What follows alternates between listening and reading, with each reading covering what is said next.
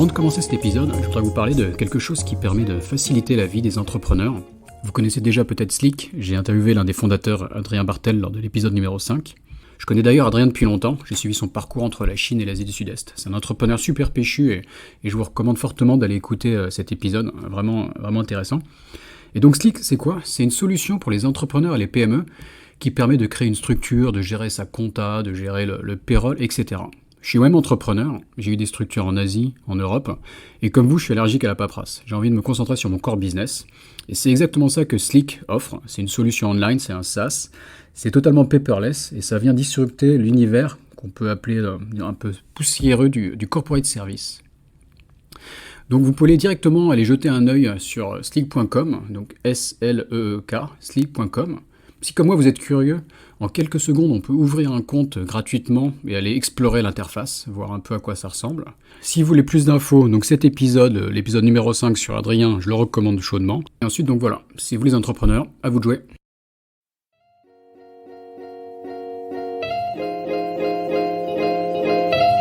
Bonjour, je suis Raphaël Séguier et je vous présente le podcast Sésame Asie. La région APAC compte plus de 4 milliards d'habitants et représente près de la moitié de la croissance économique mondiale. De nombreux Français sont donc venus s'installer ici, dans la région la plus dynamique au monde. Cependant, réussir en Asie n'est pas toujours facile.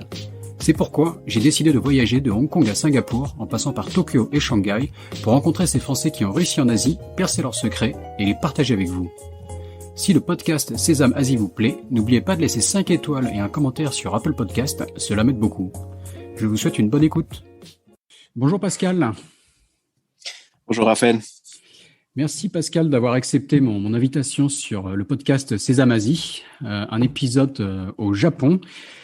Pascal, tu es directeur de la zone Asie pour la chaîne de supermarchés de produits bio c'est bon, avec pas loin de 22 magasins ouverts au Japon.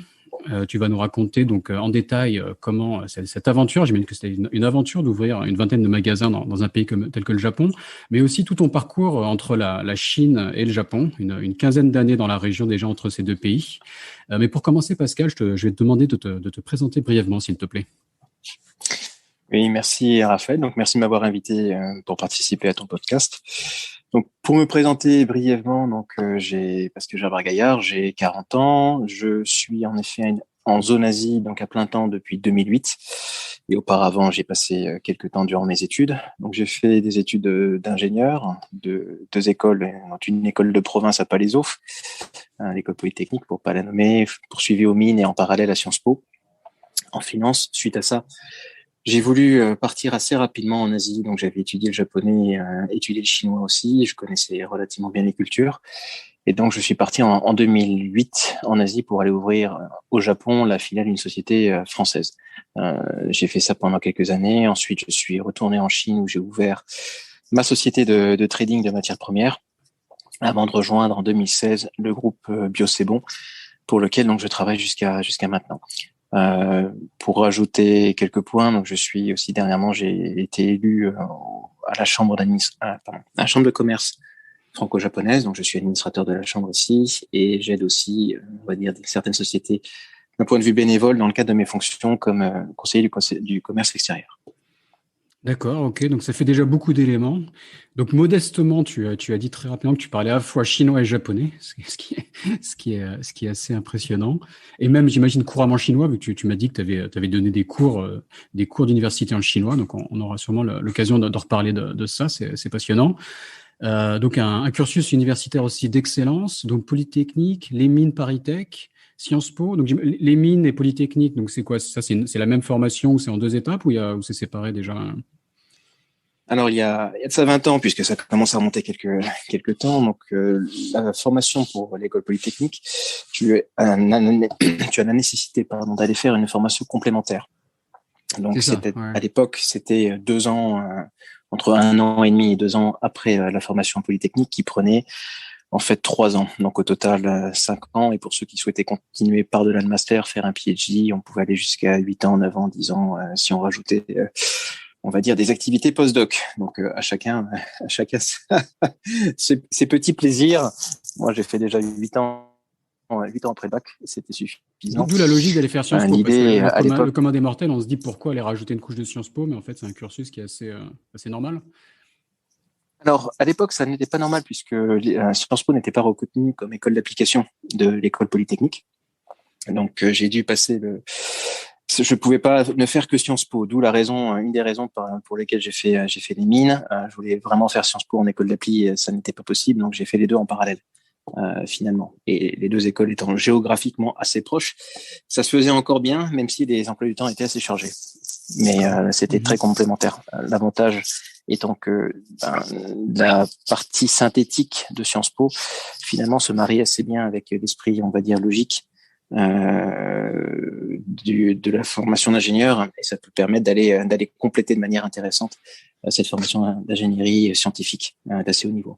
Justement, oui. C'est un parcours qui est assez atypique pour un patron d'un gros retailer. Enfin, souvent dans le retail, dans les supermarchés, ce genre d'enseigne, on voit des gens qui commencent dans les rayons et qui grimpent les échelons, donc qui n'ont pas forcément un parcours scolaire du type polytechnique. Donc, tu as un profil un peu qui sort de l'ordinaire pour ce type de métier. C'est pour ça que je me suis permis de le souligner. Et peut-être pour l'analyser une seconde, avant de démarrer plus dans le côté Asie, etc.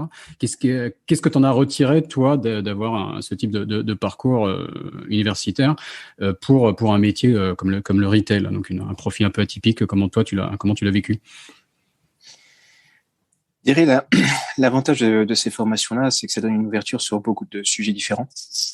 Donc, bien évidemment, une bonne formation de base sur tout ce qui va être mathématiques, application des mathématiques dans plein d'autres domaines scientifiques. Donc déjà, pour faire simple, apprendre à compter et le faire de manière efficace. Ensuite, une chose importante que l'on apprend, que ce soit en prépa ou en école, c'est apprendre à apprendre. Donc, en effet, quand j'ai rejoint le retail, je n'avais pas d'expérience particulière dans ce métier-là. Donc, pas de background spécifique. Je n'avais pas passé beaucoup de temps en tant que chef de rayon, directeur de magasin et autres. Néanmoins, la capacité, on va dire, de travail, d'effort qui avait été acquise durant ces années-là, j'ai pu la mettre à profit pour aller apprendre assez rapidement, trouver quels étaient les enjeux en termes de KPI, en termes d'indicateurs de performance, de gestion, voir aussi quels étaient les systèmes, qu'est-ce qui existait, ce qu'on pouvait améliorer d'un point de vue IT. Bref, faire une immersion peut-être un peu plus rapide que quelqu'un qui n'aurait pas eu ce background-là. Ok, non, ça fait sens, quoi. Et donc je vois directement déjà à Polytechnique pendant tes études un fort intérêt pour le Japon, quoi, que ce soit la pratique de la langue, même le club de judo, etc. Comment ça t'est venu et après ça t'a donné l'envie de partir pour l'Asie rapidement dès la fin de tes études, c'est ça? Alors, le Japon en particulier est un projet qui date de ma toute tendre enfance, on va dire, puisque j'étais judoka, pratiqué pendant plus d'une dizaine d'années, en fait, commençant à 7 ans, ce qui m'a amené à m'intéresser au Japon. Comme j'ai l'habitude de dire, généralement, les gens qui viennent au Japon, les étrangers qui viennent au Japon, il y a toujours à peu près 3 raisons.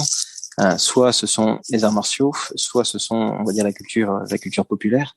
Donc les mangas, les animés, en particulier pour les Français, les petits Français qui avaient été abreuvés au club de Dorothée il y a de ça une trentaine d'années.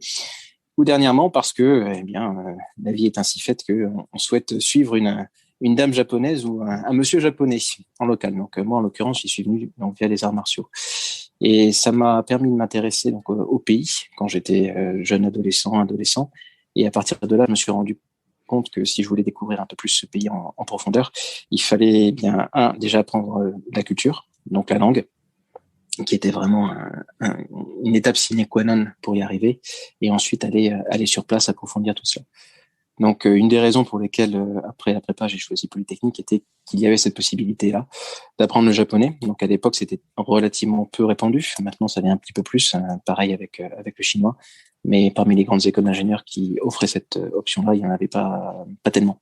Donc, je suis rentré, après être rentré à l'X, en effet, oui, j'ai commencé ainsi que pas mal de camarades. Dans ma promotion, on était une quarantaine de personnes qui avaient commencé à apprendre le japonais. Et j'ai continué dans le club de judo, j'ai créé un club spécifique Japon avec quelques camarades. Nous étions une vingtaine. On montait et participait aussi à des échanges universitaires notamment avec l'université de Tokyo et quelques-unes des grandes universités privées de Tokyo, en Keio notamment. Ce qui a permis d'aller bâtir un peu plus de compréhension, aller au Japon, rencontrer des gens, faire un échange avec l'université de Tokyo, avec le club de judo, se faire un petit réseau et vérifier que l'attraction que j'avais pour le pays et peut-être quelques-uns des clichés que j'en avais correspondaient, et s'ils étaient un petit peu loin de la réalité et si je pouvais me faire à cette réalité ou pas. Et donc justement, ta première arrivée au Japon et la comparaison entre ce que tu imaginais et ce que tu as vécu. Première arrivée au Japon, c'était en février 2001, si je me trompe. Non, pardon, 2002. Donc, on est quasiment à 20 ans. Et ce fut un choc. Ce fut un choc énorme. En débarquant dans ce pays-là, à l'époque, je me souviens, on avait encore les Nokia 3310 comme téléphone. Donc, petit écran cristaux liquides, noir et blanc. Et que ne fut pas ma surprise en voyant ici des gens avec la fonction Docomo, donc le iMode à l'époque, qui leur permettait d'aller échanger des vidéos prises en couleur à travers les réseaux. Donc j'avais un peu l'impression d'aboutir sur une autre planète. À l'époque des SMS, en fait, ils s'envoyaient des vidéos déjà, quoi, c'est ça. Ils s'envoyaient déjà des vidéos, exactement. Okay. Donc l'Europe apparaissait comme étant en retard technologique, de manière très très très importante, et ça faisait vraiment l'impression de débarquer sur la planète Mars, au cœur d'une autre modernité, avec des codes qui rappelaient un petit peu ce que je connaissais, ce que j'avais vu, mais qui étaient quand même intrinsèquement différents et qui savaient aussi alterner donc cette modernité, j'allais dire même cette hyper modernité. Donc d'être à la pointe de la technologie, avec toujours un côté traditionnel. Il était encore possible à l'époque, mais toujours maintenant, d'aller croiser, sans que ça ne gêne le moindre du monde, des personnes habillées en kimono dans la rue. Alors que on va dire en France, c'est assez rare d'aller trouver encore des gens en habits traditionnels dans les régions ou autres. C'est vrai qu'on voit des gens en kimono dans le métro au Japon. Et c'est vrai que c'est la réflexion intéressante. On voit pas les mêmes choses en France. Ouais. Ça serait intéressant de voir des gens en costume Louis XV ou je ne sais quoi dans le métro à Paris. Ça détonnerait un peu, quoi. Exactement. Et donc après cette découverte au Japon, enfin cette première découverte du Japon, donc vas-y, explique-nous professionnellement ta première expérience. Comment tu as commencé à travailler en Asie? Ma première expérience en fait en Asie, j'allais dire, était vraiment en Chine. En fait, après le Japon. Enfin, j'ai fait quelques stages. J'ai fait un stage au Japon, notamment au sein d'une usine de ciment qui appartient à la famille Asso. Donc la famille Asso, une très grande famille du sud du Japon, qui a donné à l'heure actuelle un ancien premier ministre et maintenant un ministre des Finances. Et cette usine avait été rachetée par Lafarge. D'accord. Donc j'étais le premier étranger à mettre les pieds vraiment pour un peu de temps dans cette usine-là, ce qui était intéressant pour découvrir le cœur du Japon en dehors de Tokyo. Mais bon, ce fut très rapide. Suite à ça, j'ai fait 1 an en Chine, 1 an et demi en Chine en fait, déjà pour EDF sur des problématiques gazières, et ensuite pour le groupe Areva, donc maintenant Orano, pour aller développer leur activité en fait d'énergie renouvelable en Chine. Donc au sein du bureau d'Areva à Pékin. J'avais pour tâche d'aller faire un mapping, une étude du marché, et de commencer à lancer des projets. Donc, ce que l'on a fait en l'espace d'1 an. Et quand j'ai quitté, la petite structure avait été créée et elle vivait sa vie tranquillement. Donc, grand marché qui était fortement en devenir à l'époque et qui maintenant est un marché qui est un des premiers au monde. D'accord. Et donc, sur la partie énergie renouvelable. Où est-ce que tu étais basé en Chine à l'époque? Et un peu vu que tu connais bien les deux mondes, peut-être si tu peux comparer un peu la Chine et le Japon à l'époque, et même étendre un peu ta vision après ces 15 années d'expérience. Bien sûr. Donc à l'époque, c'était 2005-2006, donc j'étais basé à Pékin.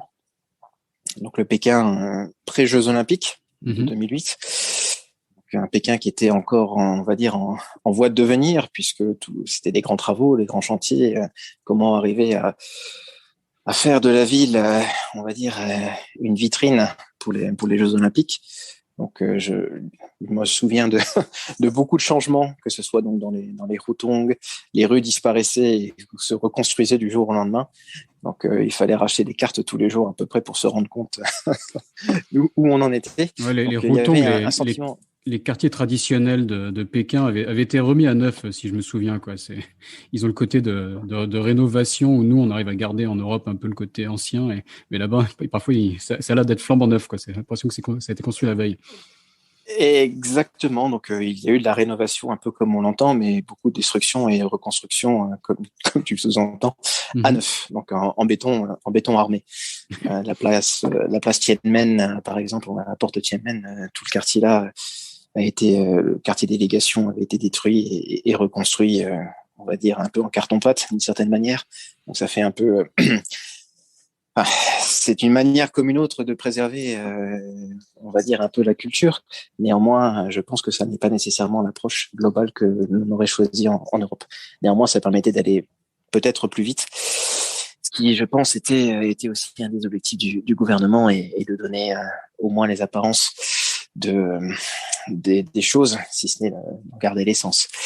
Mais toujours est-il qu'à l'époque, ce qui m'avait choqué le plus par rapport au Japon était que on partait d'une culture, le Japon, qui était beaucoup plus avancé d'un point de vue technologique, d'une société aussi qui était peut-être beaucoup plus mature d'une certaine manière, beaucoup plus encadrée, un peu plus rigide, et arriver dans un monde où finalement tout était en ébullition, tout était possible. Le Japon était toujours dans sa période de déflation. On arrivait en Chine, des taux de croissance qui étaient à 8, 9, 10%, des industries qui se bâtissaient à partir de rien. Donc, c'est vraiment très différent. Une manière de faire le sky is the limit, un petit peu du côté chinois, avec une réaction initiale qui est Meventi, pas de problème, on va le faire. Alors qu'au Japon, je dirais la première réaction serait bon, alors faisons 2-3 réunions pour réfléchir à tout ce qui peut mal se passer avant même d'envisager ce qui pourrait bien se passer. Donc la manière d'aller aborder, j'allais dire, le futur, la culture, la manière de faire des affaires, les relations interpersonnelles, l'importance du guanxi, de se faire des bons amis au bon niveau, les dîners d'affaires, la langue aussi, langue japonaise, tout en subtilité, en savoir se positionner par rapport à différents groupes, et le jeu finalement est relatif dans la langue japonaise. Il ne s'exprime, la personne n'est pas impermanente. Elle doit toujours se redéfinir par rapport au groupe d'où elle vient, par rapport au groupe auquel elle s'adresse, par rapport à la personne à laquelle elle s'adresse, suivant qu'elle est senior, suivant qu'elle est junior. Donc tout change, tout est relatif. Alors qu'en Chine, moi, il y a une certitude inébranlable, on va dire, autour du jeu, autour du moi, qui certes s'inscrit aussi dans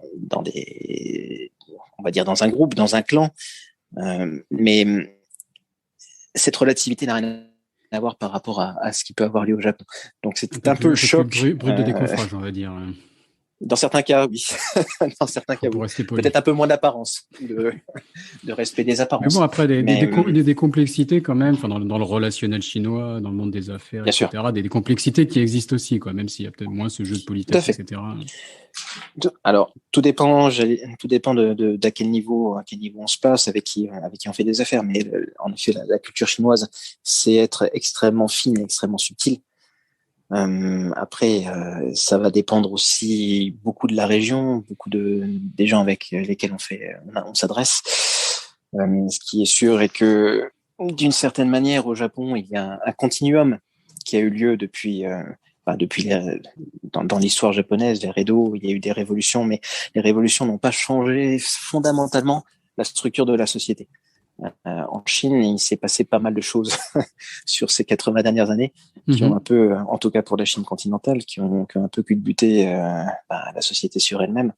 Et certains traits peut-être un peu plus profonds, je pense, ont été remaniés assez fortement, notamment d'un point de vue culturel, alors que cette continuité est peut-être un peu plus proche au Japon, même si on va dire dans les années récentes, il est vrai que les Chinois, je pense, sont très fiers, très fiers de leur culture, redécouvrent leur culture.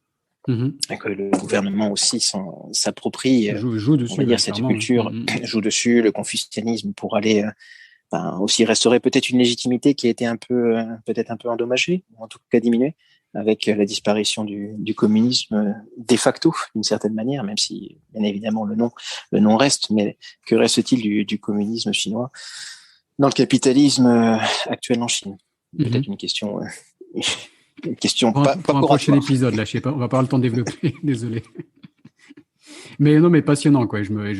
Très intéressant aussi de mon point de vue, étant à cheval entre la Chine et Taïwan, de pouvoir comparer la culture chinoise de Taïwan qui n'a pas connu le communisme, plus l'influence japonaise sur Taïwan. Exactement. Qui est très forte. Donc il y a tout ça, des cultures cousines, mais à la fois différentes et qui se sont influencées les unes les autres. Donc tout cela est passionnant, quoi. Et donc tu nous disais donc voilà, c'était ton analyse, enfin sur ma question, donc cette comparaison entre la Chine et le Japon, et comment tu le vois aujourd'hui, je veux dire, si tu te la deuxième partie de ma question, tu vois, si tu revois un peu tes jeunes années, la découverte de ces deux pays, et maintenant avec un peu plus de maturité, comment est-ce que tu vois la chose? Sur le Japon, comment je vois la chose? Toujours sur le côté entre la Chine et le Japon, est-ce que ton analyse a évolué, ou est-ce que tu me disais c'est voilà? Mon analyse a évolué, bien sûr, on va dire avec les années, avec le recul. Les sociétés aussi ont beaucoup évolué de manière assez contrastée, hein, si on compare la Chine et le Japon. Quand on croît à 8% plus ou moins par an pendant une 15aine d'années, alors qu'on est flat ou voire on décroît de l'autre côté, ça finit par avoir des conséquences qui sont dramatiques en termes de niveau de vie, en termes de société, en termes d'aspiration. Il y a aussi le volume énorme de la population chinoise, le territoire énorme chinois face à une population japonaise qui, depuis 3 ans, maintenant 4 ans, est en train de diminuer, qui a connu son apogée et qui, à partir de maintenant, va continuer à diminuer. Donc ça change. De 1 à 10, en fait, entre le Japon et la Chine, c'est ça? Oui, même plus que ça. On a 127 millions à peu près d'habitants au Japon contre 1,4 milliard en Chine. Donc un bon rapport à 1 à 10. Une économie chinoise qui a dépassé en global l'économie japonaise. Donc en fait, une relation d'une certaine manière, on va dire, j'allais dire vassal à féodale, qui était, en tout cas, où les Japonais se considéraient peut-être un peu supérieurs aux Chinois à utiliser on va dire l'arrière-pays chinois pour aller produire vite à bas coût beaucoup de produits. À l'heure actuelle, ceci est remis en cause. Enfin, en tout cas, le gouvernement japonais essaye de relocaliser, forcer plus ou moins la main à ces grandes entreprises pour aller réindustrialiser un petit peu le pays, même si le pays ne s'est pas totalement désindustrialisé comparé à d'autres, notamment chez nous en France, je pense, si on en vient à comparer. Mais il y a la question des coûts qui est un vrai sujet, la question de l'innovation. Les choses vont très très vite en Chine. La Chine est un des premiers pays maintenant en termes de dépôt de brevets. Nous, les jeunes générations chinoises sont parties d'une certaine manière à la découverte du monde et en ont rapporté beaucoup de choses sur ces 15 dernières années, alors que de l'autre côté, le Japon s'est peut-être un peu plus replié sur lui-même. Ce qu'on appelle le sakoku, la fermeture du pays, et notamment les jeunes japonais sont de moins en moins attirés par les expériences, des découvertes, de la formation à l'étranger. Donc on a d'un côté un pays qui finalement s'est ouvert vraiment beaucoup au monde.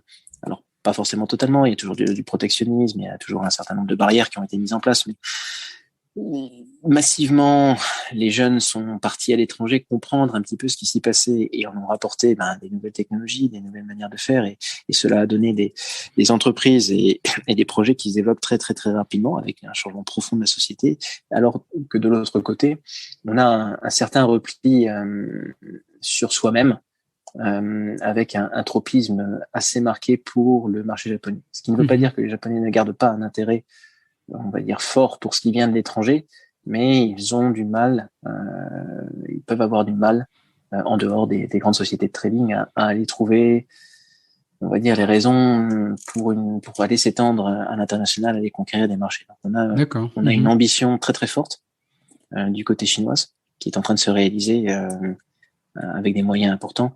Et du côté japonais, je pense une tendance au retrait, un peu au repli sur soi-même. Ce que l'on peut voir dans des industries qui sont très compétitives, ou par exemple les technologies, tout ce qui est IT ou semi-conducteurs, panneaux LCD, beaucoup de choses, si on prend le cas d'une société comme Sony, qui était quand même pionnière et leader sur son créneau, ça n'est plus vraiment ce que c'était il y a une quinzaine d'années. Oui, tout à fait. Et à voir si le Japon n'est pas simplement en avance sur la Chine, était en avance dans cette démarche d'aller chercher des technologies à l'étranger, de découvrir le monde, et peut-être que la Chine va suivre le Japon quelque part sur un futur refermement sur soi-même, avec son marché en plus intérieur énorme, à voir s'il y aura pas des similitudes aussi comme ça dans l'avenir, quoi. Alors, c'est déjà le cas, je pense, avec la grosse différence que le marché intérieur chinois est finalement, on parle d'un quart de l'humanité, à peu près, ce qui donne donc la possibilité d'aller établir des normes et finalement, d'une certaine manière, sans avoir besoin d'aller à l'étranger, en fait, d'avoir un marché suffisant. Le marché chinois, à l'heure actuelle, il est suffisant pour aller soutenir de très très grandes entreprises qui ensuite, ayant établi ces normes-là, peuvent partir, on va dire, à la conquête d'autres territoires. Le marché japonais, tel qu'il est à l'heure actuelle, ne le permet quasiment plus. Et donc, c'est un vrai souci pour les entreprises japonaises. Les Coréens aussi ont très bien compris ça avec leur marché interne qui finalement n'est pas suffisant. 40 millions de personnes, ça ne permet pas d'aller amortir tous les coûts. Même s'ils sont très nationalistes, mais ils sont très nationalistes. Ça reste un petit marché. Et donc, s'ils veulent réussir, il faut qu'ils partent typiquement à l'international pour aller découvrir, pour aller vendre leurs produits. D'où Samsung, LG, on va dire toutes ces grandes marques de la technologie coréenne qui, je pense, ont un positionnement beaucoup plus international et internationalisé que les marques japonaises, ce qui a permis d'aller faire leur succès dernièrement. Un exemple peut-être un peu caricatural, mais c'était quand l'iPhone est arrivé au Japon. La première réaction était ça marchera jamais. Au niveau des grands carrières internationaux. Pourquoi? C'est trop simple. Allez, c'était l'époque des téléphones aussi à clapper au Japon. Téléphones qui faisaient tout, mais pour arriver à les faire fonctionner, il fallait un mode d'emploi qui faisait 2-3 cm d'épaisseur, alors que l'iPhone, il n'y a pas de mode d'emploi. Et finalement, les Japonais l'ont adopté. Toute la technologie en tant que telle avait déjà été inventée au Japon, existait déjà au Japon, mais la facilité d'utilisation, ça faisait pas nécessairement partie, ce design ne faisait pas forcément partie de l'ADN japonais. Peut-être un effet Minitel un peu, où parfois on peut être en avance sur une technologie, mais subir après une révolution que l'on manque de par cette avance qu'on avait par le passé, quoi. C'est exact. Comme quoi, la France et le Japon ont vraiment beaucoup de choses en commun. D'accord. On dit aussi souvent ça entre la France et la Chine. Donc, ouais. Et donc, pour revenir donc à ton parcours, donc tu nous parlais d'Areva, de ce passage à Pékin. Et ensuite, donc est-ce que c'est là où tu as commencé à lancer tes propres affaires? Quelle était la prochaine étape? Ensuite à ça, donc, je suis rentré en France. Et j'ai continué au sein du groupe Areva pendant quelques mois, pas très très longtemps. Puis je suis allé faire de fusion-acquisition pour une entreprise industrielle qui était dans le papier, le groupe Arjowiggins, avec notamment beaucoup de projets en Chine. J'ai fait trois projets en Chine de joint venture, investissement et des investissements.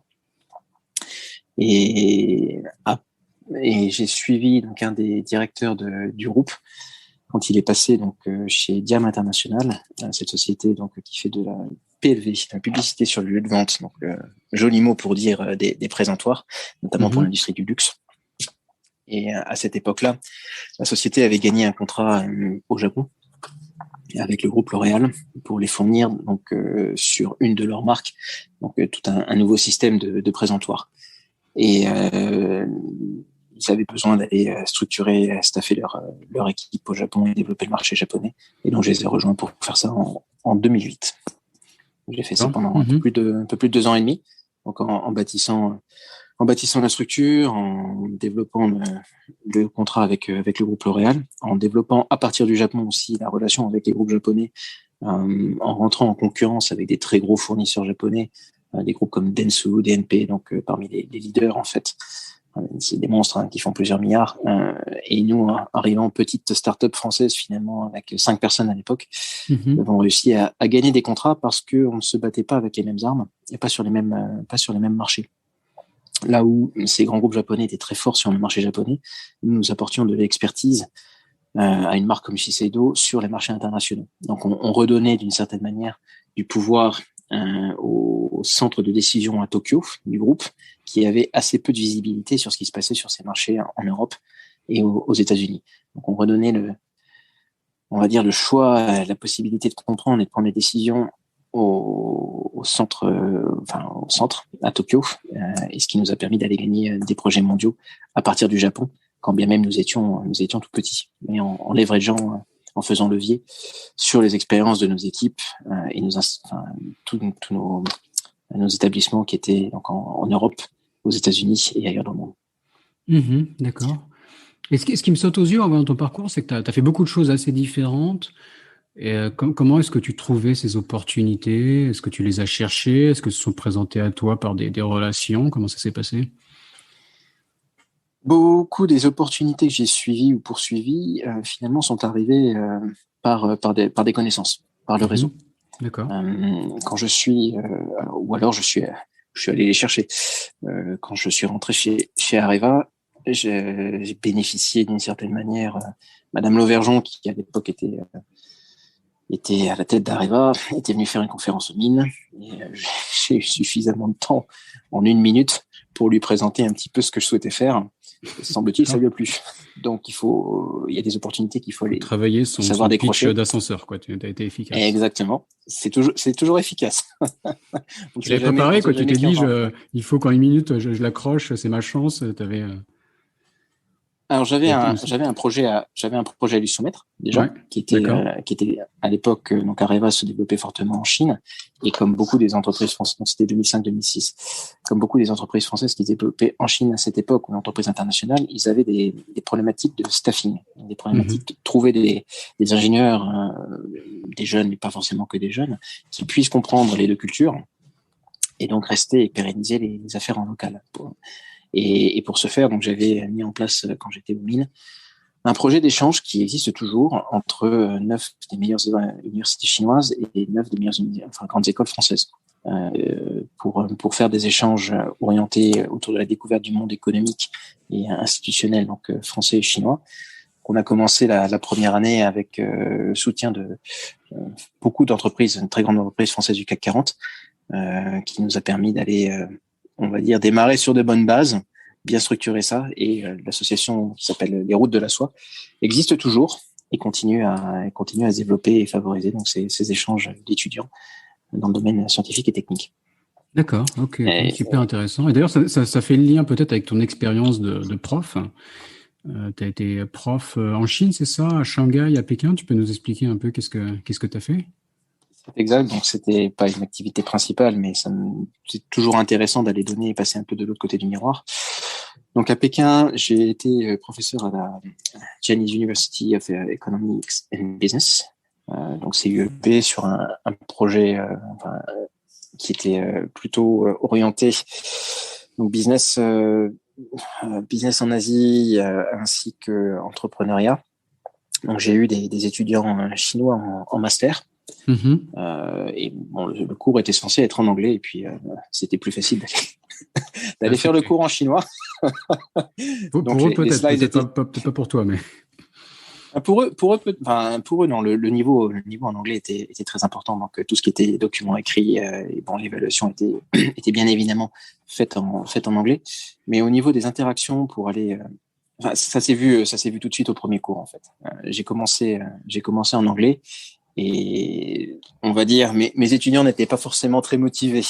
Et tout de suite, ça commençait à parler un petit peu en chinois. Oh là là, qu'est-ce qu'on va faire sur des sujets pas vraiment liés au cours, on va dire. Et j'ai pris la balle au bon. J'ai répondu à une étudiante qui se trouvait donc au premier rang en chinois. Qui savait même pas que tu parlais chinois en fait à la base, ou... Exactement. Il savait pas que je parlais chinois. Oula, elle a dû rougir un peu, j'imagine. Ça crée un gros blanc dans la classe, oui.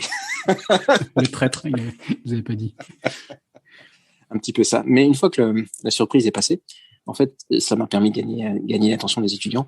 Et donc, on a pu mettre en place on va dire, une relation de travail qui était beaucoup plus saine, en tout cas beaucoup plus intéressante, parce que ces étudiants-là n'avaient pas à l'époque l'occasion, l'opportunité d'aller interagir avec des étrangers un peu plus âgés qu'eux, avec un peu plus d'expérience du business. Et donc, ça permettait d'échanger de manière beaucoup plus ouverte sur tout un tas de sujets. Et curieusement, c'est quelque chose qu'on ressent même dans la vie de tous les jours. Moi, ça m'est arrivé d'avoir des discussions en anglais avec des Chinois et des discussions qui étaient un peu mornes et ternes. Et du moment que ça passait en chinois, d'un coup, tout changeait, quoi. Donc, je sais pas si c'est spécifique à la Chine ou si, mais c'est un truc que j'ai remarqué aussi, quoi. Je pense que c'est pas spécifique à la Chine. On observe la même chose, bien évidemment, au Japon, dans d'autres pays. À partir du moment où, on va dire, une personne fait l'effort d'aller apprendre une langue, donc faire un pas vers l'autre, tout de suite, ça change le niveau auquel se place la relation.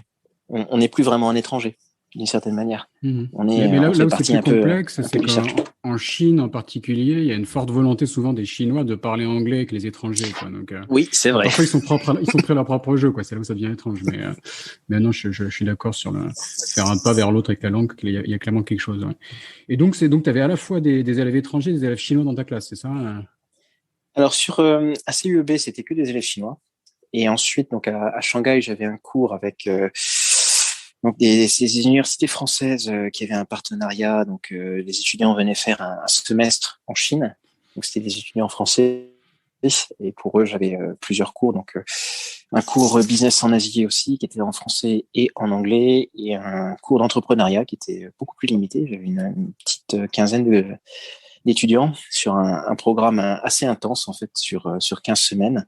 On passait une journée par semaine à créer, en fait, une société. Enfin, le but était pour eux d'aller trouver un projet, le bâtir. Donc, je leur donnais quelques outils de finance au niveau de structuration, financement, études de marché, comment bâtir, l'idée était d'aller arriver à donc structurer ce projet pour aller créer une société potentiellement en sortie, au cours de leurs études et continuer à la faire croître. C'est intéressant, quoi, d'accord, quelque chose de vraiment concret. Exactement. Donc, donner on va dire les bases théoriques nécessaires, mais surtout rentrer tout de suite dans le concret et permettre de faire de l'application. Chose qui, on va dire, m'était venue, ou en tout cas que j'avais retenu de mes années à Sciences Po. C'était très concret, qui finalement fait par des praticiens. Donc, ça donnait un aspect qui était très complémentaire de ce que j'avais pu faire à Polytechnique et aux Mines, qui était beaucoup plus théorique. Beaucoup plus évanescent, et d'une certaine manière c'était bien de pouvoir mettre un peu les mains à la pâte et appliquer. D'accord, ok. Et donc ma question suivante forcément, c'est quelle est d'avoir à la fois des étudiants étrangers et chinois, enfin comment est-ce que tu les compares? Oula, il y a autant d'étudiants qui il n'y a pas de tendance qui se dégage. S'il a une capacité de travail, mes étudiants chinois avaient une capacité de travail qui était énorme. Ça, c'est très clair.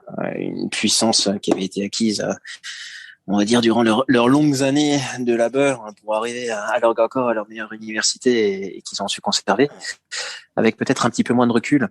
Peut-être pour eux qui étaient encore dans le système chinois, on va dire d'esprit critique ou de remise en question peut-être, ou de volonté d'aller challenger peut-être un peu ce que disait le professeur. Donc nous avions en tout cas au départ des interactions qui étaient peut-être un peu plus rigides que un étudiant français avec un esprit critique peut-être un peu plus acéré, ou en tout cas un peu plus fourni, ou un peu plus travaillé, on va dire, après des années à suivre ça avait. Néanmoins, une fois donc ce sont des généralités, c'est difficile d'aller il faut regarder au cas le cas, mais s'il y avait un trend qui se dégageait, c'était plutôt ça. Donc une forte capacité d'apprentissage, de mémorisation du côté chinois, et peut-être la capacité à aller, on va dire, avoir un esprit un peu plus critique, un peu plus acéré du côté français. Non, mais c'est des généralités, mais qui se vérifient quand même dans mon expérience aussi. Donc je suis assez d'accord. Et donc, ça, tu faisais ça donc en parallèle d'autres activités. Donc, tu as fait tellement de choses qu'il faut qu'on avance. Il faut qu'on arrive aussi à Bio, c'est bon, qui est quand même le gros sujet qui nous intéresse. Mais donc, tu as fait du trading, c'est ça, avant d'arriver à Bio, c'est bon?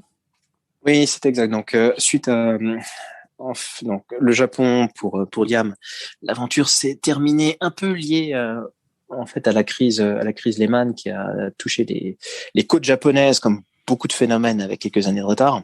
Mhm. Et donc j'ai quitté la société et j'avais fait beaucoup de choses différentes et je me suis dit bon j'avais juste un peu avant 30 ans, c'était le moment de se lancer pour aller créer ma société.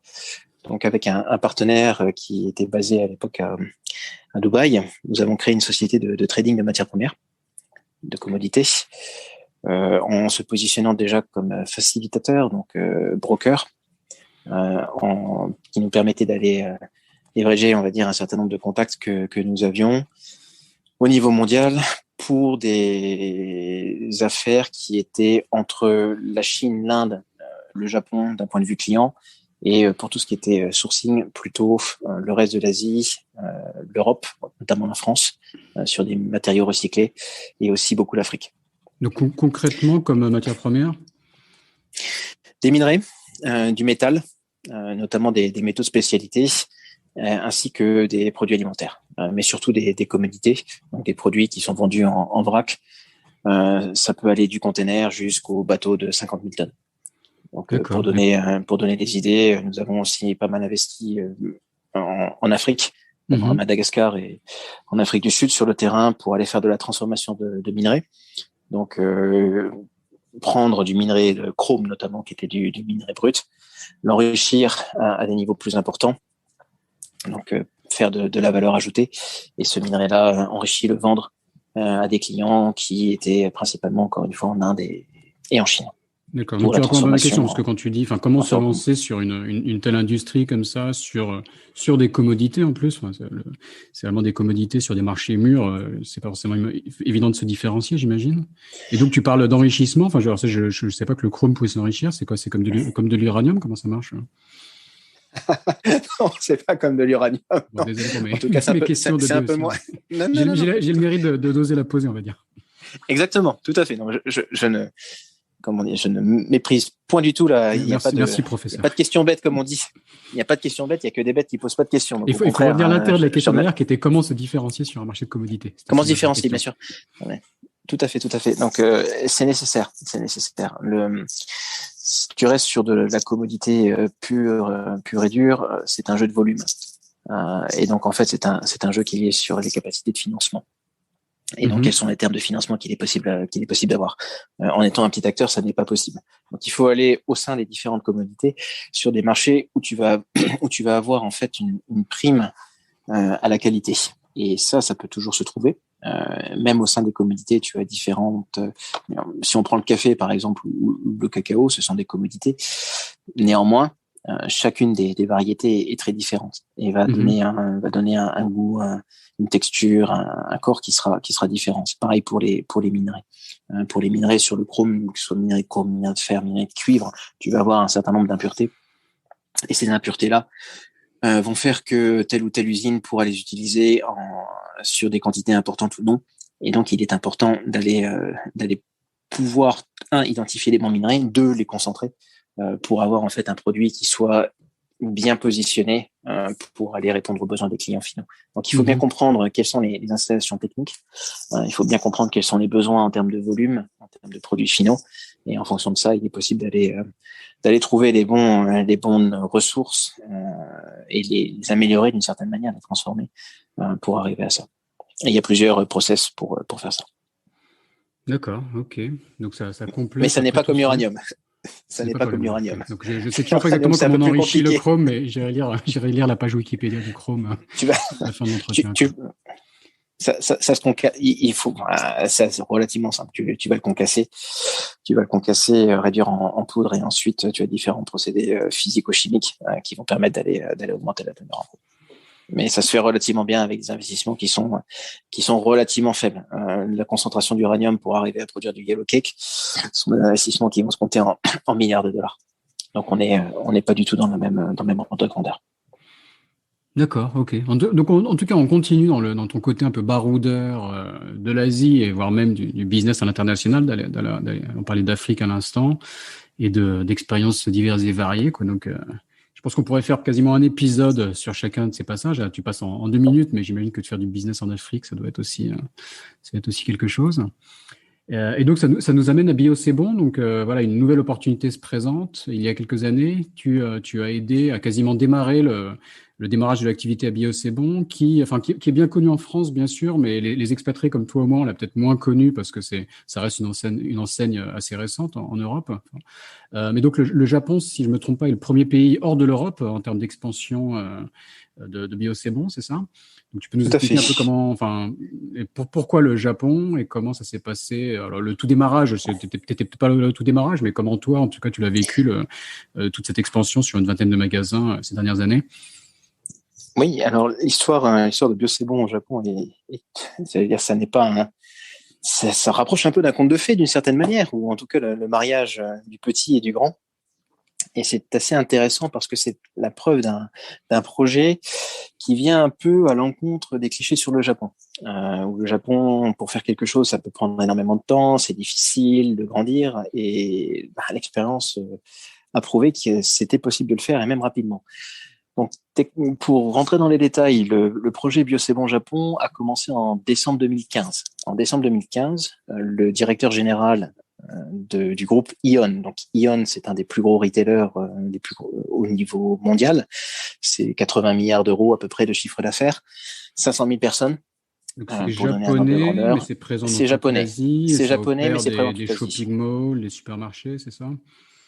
Ça opère tout ce qui peut permettre de vendre, on va dire, du super mall, donc qui est présent donc principalement au Japon, mais aussi à l'heure actuelle en Asie du Sud-Est, en Malaisie, beaucoup de présence. Mhm. À la au petit convenience store de quartier, en passant par tous les formats d'hypermarchés, supermarchés, magasins spécialités, sportswear, pet shop, et ils font même un site de dating qui ressemble à ce que fait Mythique. Donc pour dire que en termes de L'offre est complète. en termes de possibilités, l'offre est tout à fait complète. Exactement. Donc, il y a, je crois, un peu plus de 150 sociétés en fait dans le groupe, donc qui sont principalement autour donc du retail alimentaire, du retail en général, mais pas uniquement.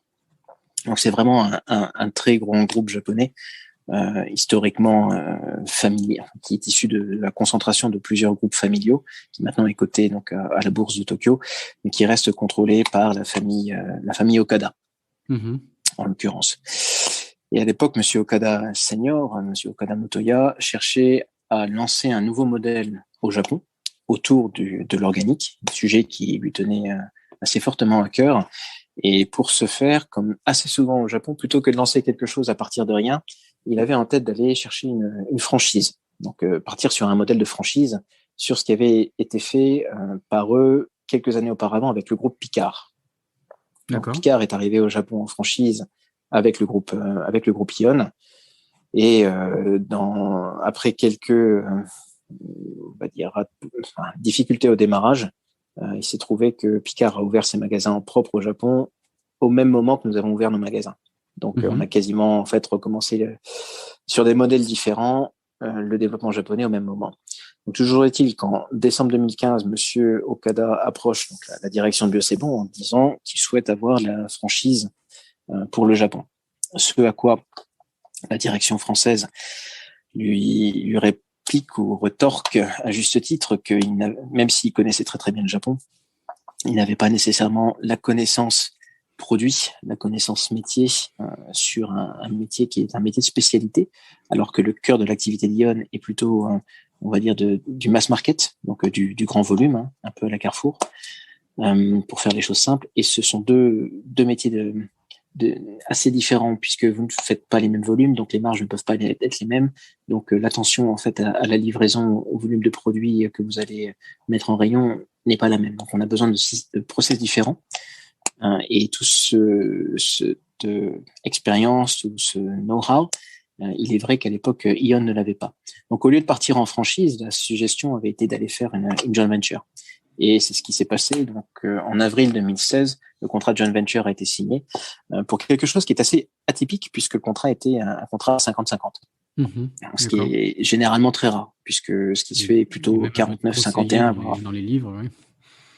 Voilà. Alors, donc... avril 2016, les deux sociétés se marient, vraiment pour le coup, à 50-50. Mhm. Et l'avantage, et ça, enfin, c'est assez structurant pour le reste de l'activité. Parce que quand vous faites une JV à 50-50, certes, il y a des process, certes, il y a un pacte d'actionnaires, mais à la fin de la journée, l'un des partenaires ne peut pas prendre de décision, voilà, sans l'autre. Donc, ça oblige à se mettre à la table des négociations et d'aller trouver en fait, un juste milieu, d'une certaine manière.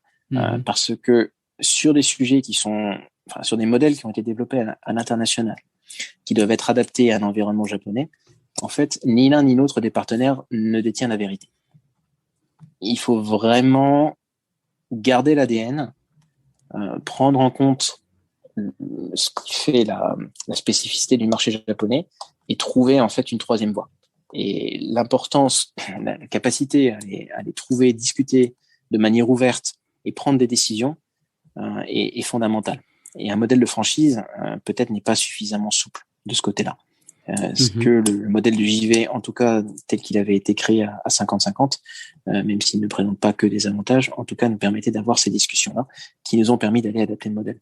Donc en avril 2016, pour revenir sur la chronologie, le contrat est signé et les équipes françaises sont en France, les équipes japonaises au Japon, et très vite ils se rendent compte que d'un point de vue opérationnel, ça va être compliqué. Les gens ne se comprennent pas. Ils parlent pas la même langue. Toute la partie culturelle, interculturelle n'est pas forcément comprise. Et donc la direction en France se rend compte de la nécessité d'avoir quelqu'un, un missi dominici d'une certaine manière. D'aucuns diraient l'œil de Moscou au Japon pour aller aider à un, faire du reporting, deux, expliquer et trois, surtout prendre des décisions et appliquer. Et c'est comme ça que je suis contacté là encore par le réseau, par quelqu'un que j'avais connu dans mon poste précédent au Japon, en me disant voilà, écoute, il y a une opportunité, est-ce que ça intéresserait certains de tes camarades qui sont au Japon? Très bien, pas de souci, on va regarder. Et mes camarades n'étant pas intéressés, j'ai regardé un peu plus, et finalement nous avons fait affaire assez rapidement. Donc j'ai rejoint le groupe en 2016, septembre 2016, pour 3 mois de formation intensive à Paris.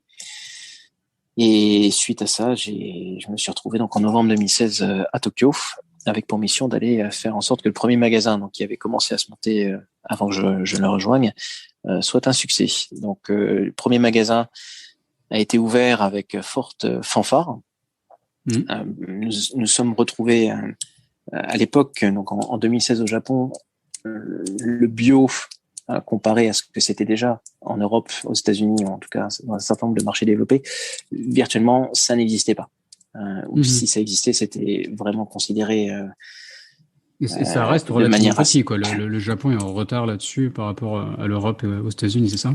C'est exact. Le marché au global reste relativement petit. Il y a tout un tas de freins en fait à l'adoption. Des freins à la fois au niveau de la production, que ce soit du côté des fruits et légumes. Les coopératives ici ne sont pas outillées d'un point de vue déjà avant tout intellectuel pour le faire. Ou le financement. Les coopératives sont tellement structurées qu'elles se font à la fois de l'argent sur la vente d'engrais et sur la vente des produits. Donc bien évidemment, si vous supprimez la vente des engrais, qui est quand même un peu à la base le cœur d'une alimentation bio, ça leur pose des problèmes non pas uniquement de business model, mais vraiment financier. Donc il y a un vrai souci à la fois du côté de la production, donc la production initiale, de la transformation, puisque pour pouvoir transformer en étant un industriel de manière efficace, il faut avoir des volumes minimum. Or, avec quelques magasins éparpillés sur la totalité du Japon, ça ne permet pas d'aller faire des produits qui soient avec des coûts raisonnables. Donc, il y avait vraiment un problème d'offre et du côté de la demande, une non-compréhension de ce que pouvait être le bio un peu moderne. Les Japonais avaient en tête un petit peu des expériences 68 arts d'hippie d'une certaine manière, et ça ne correspondait pas du tout à la réalité de ce qu'il était possible d'offrir. Donc, quand nous avons ouvert le premier magasin en décembre, le gros problème auquel nous faisions face, on va dire, il était double. Donc une demande qui n'était pas forcément à jour de ce qu'était le bio, voire une incompréhension totale de la majorité de la population sur ce que ça pouvait être. Et deux, un problème d'offre. Un problème d'offre qui était tellement important que sur les 3000 références que nous avions au départ quand nous avons ouvert le magasin, nous avons dû en importer 1500 de l'étranger, dont à peu près la moitié en import direct, pour pouvoir couvrir nos besoins. Sachant qu'on est au Japon sur un pays assez spécifique, en plus en termes d'alimentation, quand on vient d'Europe, j'imagine. Donc, Tout à fait, sur toujours une alimentation très spécifique, sur des barrières à l'entrée tarifaires et non tarifaires à l'époque qui étaient encore très élevées. Et donc un travail absolument monstrueux a été fait pour permettre d'aller importer notamment ces 700 références qui jusqu'à présent n'étaient pas présentes au Japon en l'espace de 6 mois. Et ce que l'on a accompli, ce que les équipes ont accompli en l'espace de 6 mois était sans précédent en fait au Japon. Donc c'était compliqué. Nous avons passé beaucoup de temps avec notamment les producteurs français pour leur expliquer, les prendre par la main, les accompagner, les aider à venir sur le marché japonais. Mais tout ceci fait que nous avions un assortiment, qui n'était pas complet, 2 qui ne répondait pas forcément vraiment au cœur des besoins du client japonais, ce qu'il attendait dans un supermarché de tous les jours. Et le gros risque par rapport à ça était de devenir un magasin de spécialité de produits importés où les clients ne venaient que c'est ça, parce que c'est une double spécialisation, quoi. Il y a le côté produit importé, enfin qui est assez unique en Asie, quoi. En France, on n'a pas vraiment forcément cette notion d'un supermarché de produits importés, mais ici le distinguo est bien fait, et à la fois bio, quoi, importé bio. Donc c'est exact. Ouais. Avec la grande différence aussi, si je prends par rapport à la Chine, que en Chine, les a priori sont plutôt positifs sur les produits importés. Avec, on va dire, un sentiment qui est que le produit importé sera probablement meilleur que le produit local, en tout cas avec moins de... Avec des exemples même extrêmes suite au scandale du lait, où Exactement. les Chinois restent addictés au lait importé pour leur bébé, et on les comprend. Tout à fait. Donc, bien évidemment, le niveau de qualité augmente de manière continue. Néanmoins, il reste un a priori, j'allais dire, positif pour les produits de la vie de tous les jours sur les produits importés. Or, au Japon, ça n'est pas forcément le cas. Ça n'est pas forcément le cas. À part certains produits, ils sont de spécialité, le vin, le fromage, le biscuit. Un Japonais préférera du lait. Du lait japonais à du lait importé, par exemple. Donc, sur des produits de la vie de tous les jours, pareil sur le bœuf, pareil sur les viandes, pareil sur les poissons.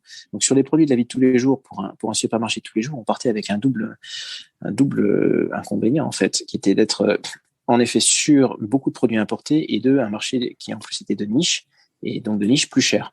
Donc, avec des prix très élevés. Des marges pas forcément très élevées de ce fait-là, et un assortiment qui correspondait pas aux besoins de tous les jours des Japonais. Donc, pour arriver à passer à l'étape supplémentaire, qui était un magasin à notre ambition, qui était de 50 magasins sur la zone de Tokyo à horizon 2022, il a fallu faire énormément de travail. Déjà, donc, compléter l'offre. Pour la même taille de magasin en Europe, nous avions environ 5500 références. Donc, comme je l'ai dit, on en avait 3000.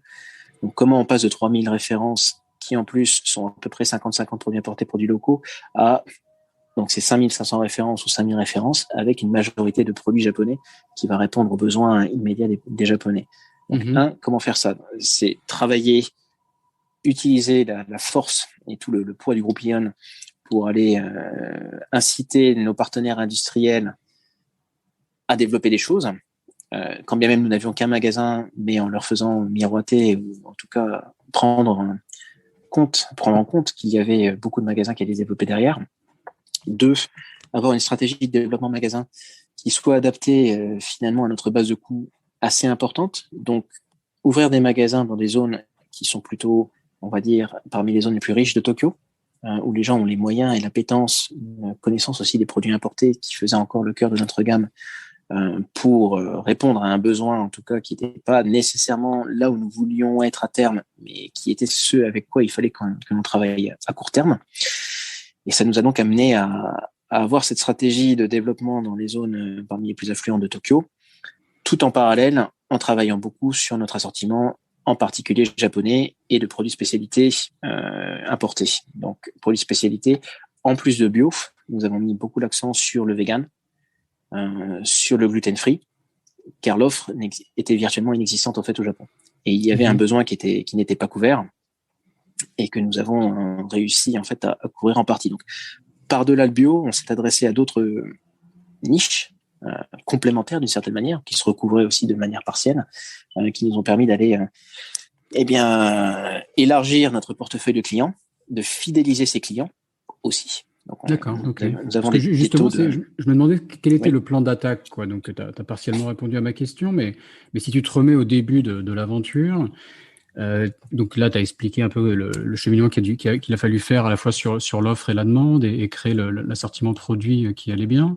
Mais est-ce que vous étiez un peu en mode start-up quand même avec des itérations ou est-ce que vous avez, je sais pas, est-ce que vous avez fait des analyses du client japonais pour comprendre ses besoins? Est-ce qu'il y avait des analyses de la concurrence assez poussées? Est-ce qu'il y a un plan de développement sur le pays entier? On commence par Tokyo, puis après, avant d'attaquer le reste du pays. Est-ce que les emplacements de magasins, donc ça, là, est-ce que vous vous êtes rendu compte au fur et à mesure qu'il fallait les placer donc dans les zones les plus riches de Tokyo? Est-ce que ça s'est fait, comme je disais un peu par itération en testant? Comment ça s'est passé tout ce processus? Alors, ça fait beaucoup de questions Ouais. qui sont liées les unes aux autres, mais néanmoins avec des aspects assez différents. Donc, ce qui était assez intéressant, c'est que finalement au Japon, nous étions principalement Ion, puisque une bonne partie de l'équipe était, en tout cas du management, venait de chez Ion, donc des process, des idées de grands groupes. Donc il a fallu changer un petit peu la mentalité, devenir beaucoup plus flexible, donc vraiment penser comme une start-up, et donc pivoter sur un certain nombre de sujets, et notamment sur l'assortiment, sur la communication, sur la localisation. Donc pour répondre à la question sur la clientèle, en fait, dans tous les pays, une bonne partie de la clientèle, ou le cœur de la clientèle, ou les premiers adopteurs du bio, ce sont généralement les femmes avec des jeunes enfants qui viennent au bio pour les enfants. Donc le cœur de cible, dès le départ, étaient les jeunes mères japonaises pour l'alimentation des bébés. Ce qui, là encore, était un souci, puisque pour l'alimentation, il faut beaucoup de produits frais. Et ces produits frais, nous les avions pas forcément. Donc, c'était un petit peu du catch-22 de ce côté-là. Néanmoins, on y est relativement arrivé. Après, c'est fidéliser le client. Quand le client japonais a beaucoup de choix, c'était aussi difficile. Et ça, pour ce faire-là, on a mis beaucoup l'accent sur l'éducation et la valeur ajoutée en magasin. Ça, c'est passé par des étapes de dégustation, l'explication des produits, notamment pour les produits étrangers, et beaucoup de séminaires. Dans notre premier magasin, où nous avions un espace qui était dédié à cela, où toutes les semaines, généralement 1 à 2 fois par semaine, nous avions des intervenants extérieurs ou internes qui venaient sur un sujet spécifique pour une douzaine de clients qui s'enregistraient au préalable, faire une intervention sur un sujet particulier. Ça peut être typiquement comment préparer une bouillie pour les enfants, pour une population un peu plus sportive, comment préparer des barres énergétiques, par exemple, pour des marathoniens, pour des culturistes. Donc avoir des sujets assez larges qui, bien évidemment, prenaient en compte les produits que nous vendions et donnaient un supplément d'âme, j'allais dire, et éduquer expliquer aux clients. Quelque part, quoi. Voilà. Et ça, c'est quelque chose que les Japonais adorent. Et à partir du moment où le client qui vient est satisfait, apprend quelque chose, derrière, il va faire il va le dire à son cercle, il va faire du bouche à oreille, les photos qui ont été prises vont s'échanger sur les réseaux sociaux. Et au fur et à mesure, ça nous permet d'avoir beaucoup de couverture. Et ça, on l'a bien mis à profit à peu près 2 ans après l'ouverture. Sur Instagram. Donc notre clientèle en fait au Japon, c'est une clientèle de gens plutôt jeunes. Donc comme je l'ai dit, avant tout féminin et avant tout avec avec une attirance pour les produits bio liée à la nécessité d'alimentation des bébés, et aussi quelques étrangers. Mais là où nous avons relativement bien réussi, c'est que la proportion d'étrangers qui viennent en magasin, suivant les magasins, cela varie, mais ça ne dépasse pas 5%. D'accord. Donc, nous sommes perçus maintenant comme un restaurant japonais, un magasin, un supermarché japonais fréquenté par des Japonais. Et le gros risque au départ, avec le billet que nous avions en assortiment, était justement de s'adresser qu'à une population étrangère. Heureusement, donc on a réussi à éviter ça.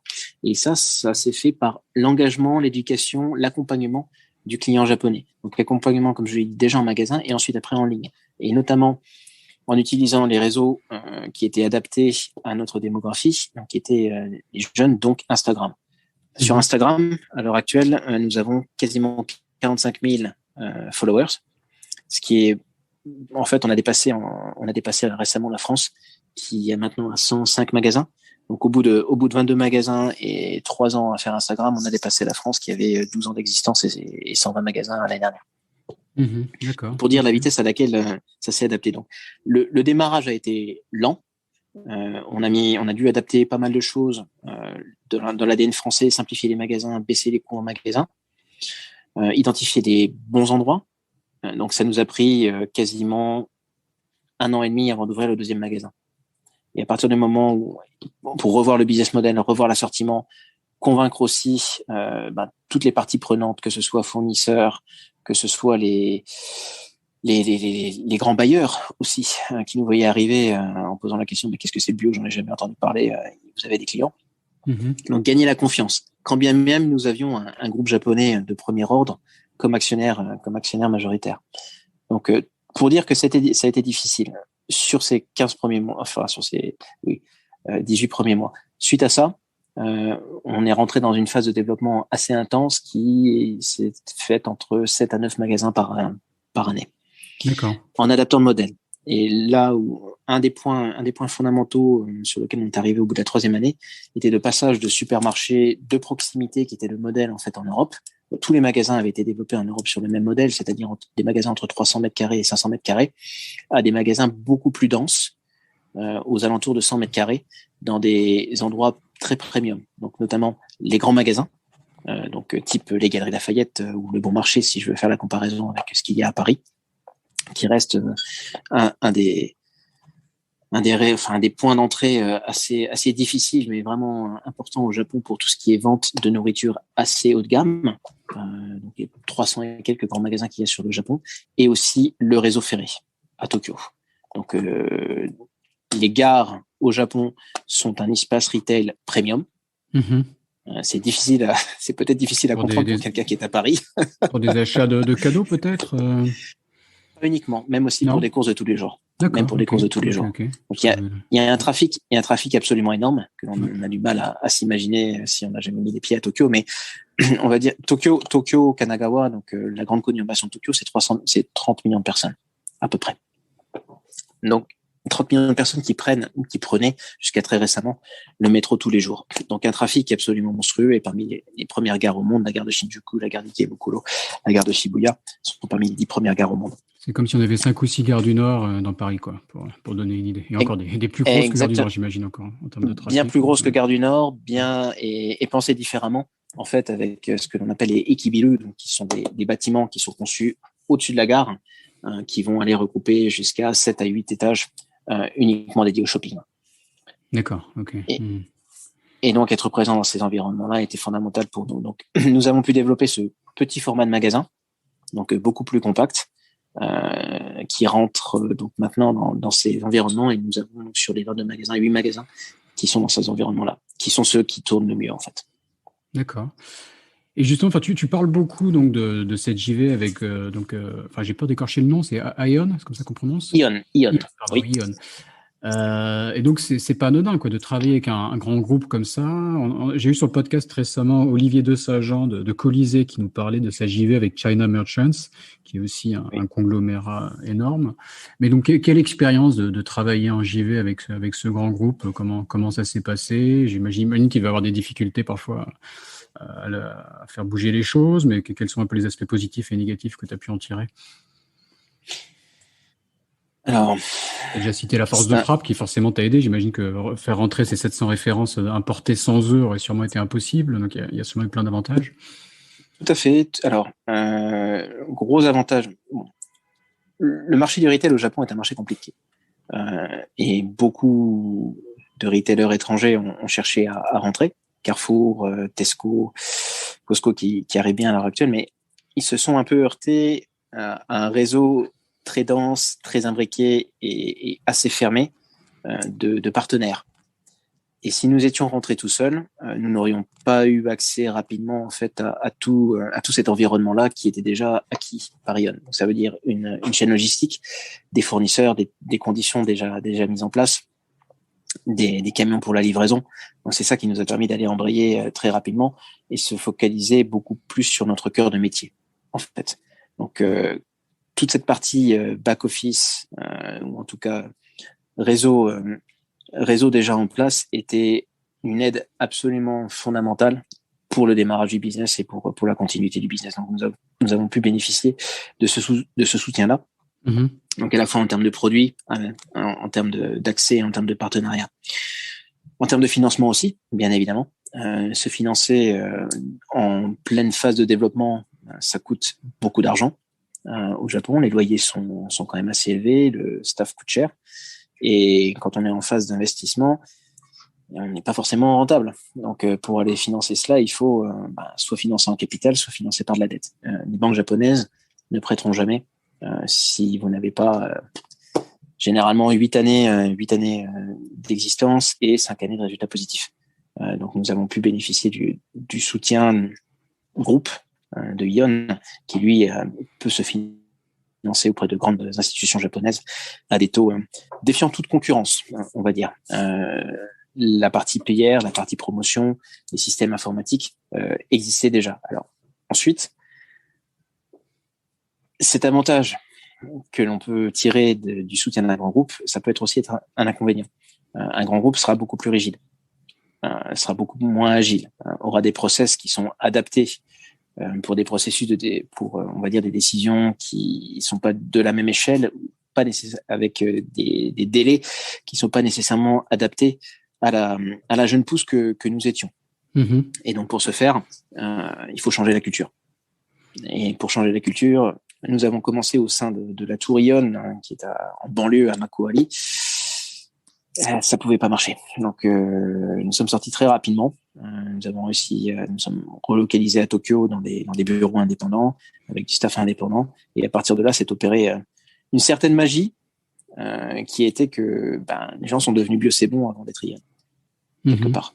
D'accord. Et sans cela, on n'y serait pas arrivé. Donc, on a gardé tout le soutien dont nous avions besoin de la part du groupe Ion, mais nous avons su développer une expertise indépendante et à partir de cela, développer des process aussi qui étaient plus adaptés au business model que nous avions. Donc, notamment du côté de la supply chain, du côté IT, tout ce qui était système de RP, nous avons pu bénéficier de ce qui était en France et l'adapter en redéveloppant, en mettant, on va dire, aux normes japonaises, en améliorant aussi au passage un système qui maintenant est unique au Japon et qui nous permet d'être beaucoup plus efficace que ce que nous avions auparavant. Nous sommes les seuls à l'avoir à l'heure actuelle au Japon et ça nous fait une grande force. Donc, trouver le juste milieu est toujours quelque chose de compliqué. C'est une bataille permanente, d'une certaine manière, mais je pense que nous n'aurions jamais été aussi rapide et aussi efficace si nous n'avons pas eu le soutien du groupe Ion. C'est clair. Ok, ouais, tout à fait. Et on a entendu parler donc des mésaventures de Bio C'est Bon de l'enseigne en France ces derniers mois et d'un rachat par Carrefour, c'est ça? Tu peux nous expliquer un peu quelle est la situation maintenant et comment ça impacte votre activité sur le Japon? Alors, les activités au Japon et en France sont indépendantes capitalistiquement. Donc nous ne sommes pas directement impactés par les mésaventures en France. Néanmoins, le groupe Ion avait investi assez récemment une part significative du capital. Donc malheureusement, cette partie-là a été impactée. Donc, pour ce qui est de la société en France, la société a été rachetée, les activités françaises ont été rachetées par le groupe Carrefour et s'est intégrée au sein de son pôle bio, organique, qui est notamment composé de SoBio, Carrefour Bio, et maintenant donc Bio C'est Bon. Donc 105 magasins Bio C'est Bon ont été transférés au sein de Carrefour et sont en cours de réouverture après réaménagement.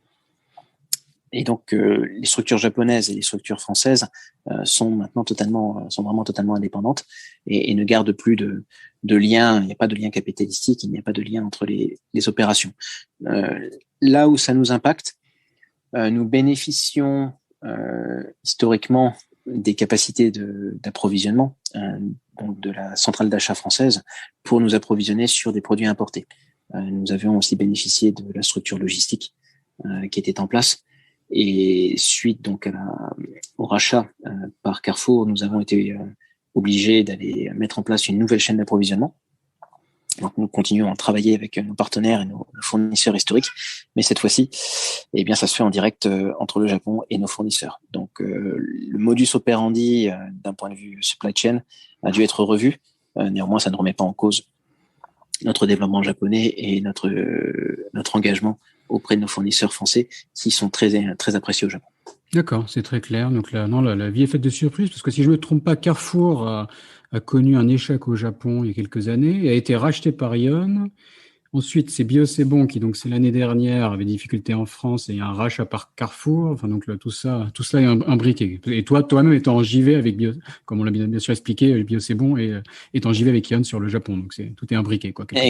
Exactement. Et Ion a aussi racheté les activités de Carrefour en Malaisie. Donc, pour se dire, les équipes d'Ion et les équipes de Carrefour se connaissent très bien. Ok, d'accord. Bon, c'est passionnant. J'avais encore plein de questions, mais le temps file. En fait, tu as fait trop de choses. Il aurait fallu faire deux épisodes sur ton parcours, quasiment. Mais pour conclure, je vais te poser la question traditionnelle de ce podcast. Est-ce que tu as une astuce à partager avec les auditeurs sur comment hacker le Japon, ou la Chine, ou les deux, ou même l'Asie? Les clés sont pas forcément les mêmes, ouais. suivant les marchés. J'en reviens à ce que l'on disait, je pense, au départ, qui est la nécessité, à mon avis, d'aller s'investir dans la découverte de l'autre, donc la compréhension de sa culture, de ses racines, de la langue, qui me paraissent être un modus nécessaire, pas suffisant, mais nécessaire pour pouvoir arriver à faire des choses dans la durée. Ça ne veut pas dire que c'est impossible, mais clairement, ça facilitera beaucoup de portes. C'est valable pour la Chine et pour le Japon. Il faut connaître, il faut pouvoir développer son réseau. Il faut pouvoir arriver à rencontrer des gens, expliquer ce que l'on fait, rendre service aussi. Et à partir de là, vous allez avoir de plus en plus de portes qui vont s'ouvrir. Bien évidemment, il faut en plus de cela être bon dans son cœur business. Cela va de soi, mais ça ne suffira pas forcément. Sinon, des gens comme Carrefour justement auraient été, on va dire, très auraient bien réussi au Japon quand ils ont essayé de s'y implanter il y a 20 ans. Donc, il faut comprendre l'environnement dans lequel vous arrivez et essayer de trouver un juste milieu entre sa nature. On changera rien, on changera pas le fait, je changerai pas le fait que je suis français. Je me sens d'ailleurs d'autant plus français que je suis maintenant français de l'étranger. Mais il faut pouvoir faire un pas vers la personne et développer quelque chose qui est entre deux. Donc c'est compliqué puisqu'il faut savoir où s'arrête le trait, où on met le curseur, et toujours va varier suivant les situations. Mais à mon avis, c'est nécessaire pour aller faire passer des messages qui parfois peuvent être des messages difficiles. D'accord. Et voilà le premier point que je dirais. Après, c'est du travail sur le long terme. Donc c'est un peu ton approche, quoi. On a retrouvé un peu d'aller vers les autres, donc par l'apprentissage des langues, la compréhension des cultures, travailler le réseau, et ce qui t'a ouvert de nombreuses opportunités différentes. Tu nous synthétises un peu ton approche quelque part, c'est ça? Exactement. Ok. Tu as parfaitement compris. C'est aussi mon boulot après de resynthétiser ce que l'invité dit. Ok, non, c'est très clair. Merci beaucoup, Pascal. Et bonne chance pour la suite. Merci beaucoup, Raphaël. Et puis, j'espère que nos auditeurs auront passé un bon moment en notre compagnie. Je n'en doute pas. Salut. Cet épisode de Sésame Asie est maintenant fini. Si vous êtes toujours là, c'est que ça vous a sûrement plu. N'hésitez donc pas à laisser 5 étoiles et un commentaire sur Apple Podcast, cela m'aide beaucoup. Pour me contacter, le plus simple est de m'ajouter sur LinkedIn, Raphaël Séguier, Seghier. N'hésitez pas à me dire ce que vous avez pensé du podcast, à suggérer des invités ou des thèmes qui vous intéressent. Tout feedback est le bienvenu. Merci d'avance et je vous retrouve au prochain épisode. Salut!